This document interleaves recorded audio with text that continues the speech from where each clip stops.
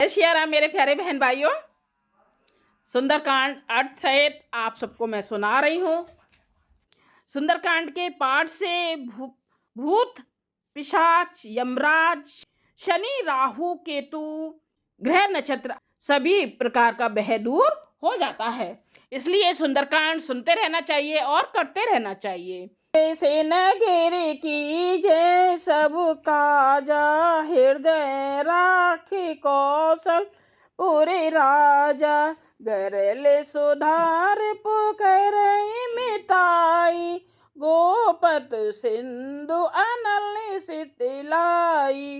अर्थ: अयोध्यापुरी के राजा श्री रघुनाथ जी को हृदय में रखे हुए नगर में प्रवेश करके सब काम कीजिए। अयोध्यापुरी के राजा रघुनाथ जी को कोई भी काम करने से पहले श्री रामचंद्र जी को अगर याद करते हैं उसके लिए विष अमृत हो जाता है, तो जहर भी अमृत हो जाता है और शत्रु मित्रता करने लगते हैं, यानी कि दुश्मन भी मित्र हो जाते हैं, दोस्त हो जाते हैं। समुद्र गाय के खुर के बराबर हो जाता है। समुद्र यानी कि बड़े से बड़ा काम भी तुरंत हो जाता है। अग्नि में शीतलता आ जाती है। यहाँ ये अर्थ समझाया गया है। गरुड़ सुमेर रेणु समताही, राम कृपा करे चितवा जाही। अतलग रूप धरे हनुमाना, पैठा नगर सुमेरे भगवाना।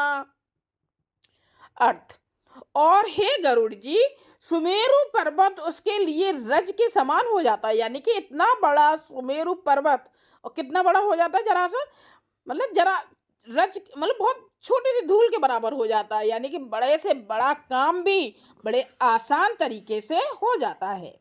जिसे श्री रामचंद्र जी ने एक बार कृपा करके देख लिया तो यानी कि उसका काम तुरंत ही बन जाता है। कि जिसके ऊपर कृपा हो गई तो उसके सारे काम तुरंत हो जाते हैं। तब हनुमान जी ने बहुत ही छोटा सा रूप धारण किया और भगवान का स्मरण करके नगर में प्रवेश किया। मंदिर मंदिर प्रति करी शोधा, देखे जह तह अगणित जोधा। गयौ दशानन मंदिर माही, अति विचित्र कही जात सुनाही। अर्थ: उन्होंने एक एक प्रत्येक महल की खोज की, जहां तहां असंख्य योद्धा थे। फिर वे रावण के महल में गए। वह अत्यंत विचित्र था, जिसका वर्णन नहीं हो सकता। शयन किए देखा कपिते ही, मंदिर महु नदी के बैदेही। भवन एक पुण्य दीख सुहावा, हरे मंदिर तै भिन्न बनावा। अर्थ: हनुमान जी ने उस रावण को शयन किए देखा, परंतु महल में जानकी जी नहीं दिखाई दी, यानी कि सीता जी नहीं दिखाई दी। फिर एक सुंदर महल दिखाई दिया। वहां उसमें भगवान का एक अलग मंदिर बना हुआ था। यानी कि किसका महल दिखाई दिया? वो विभीषण जी का था, जिसमें कि एक मंदिर बना हुआ था। दोहा: रामायुध अंकित गिरे, शोभा बरन न जाई। नभ तुलसी का वृंद तै, देख हरस कपिराई। अर्थ: वह महल श्री राम जी के आयुध धनुष बाण के चिन्हों से अंकित था। उसकी शोभा वर्णन नहीं की जा सकती। वहां नवीन नवीन यानी कि नए नए तुलसी के वृक्ष समूहों को देखकर कपिराज श्री हनुमान जी हर्षित हुए। जय सिया राम।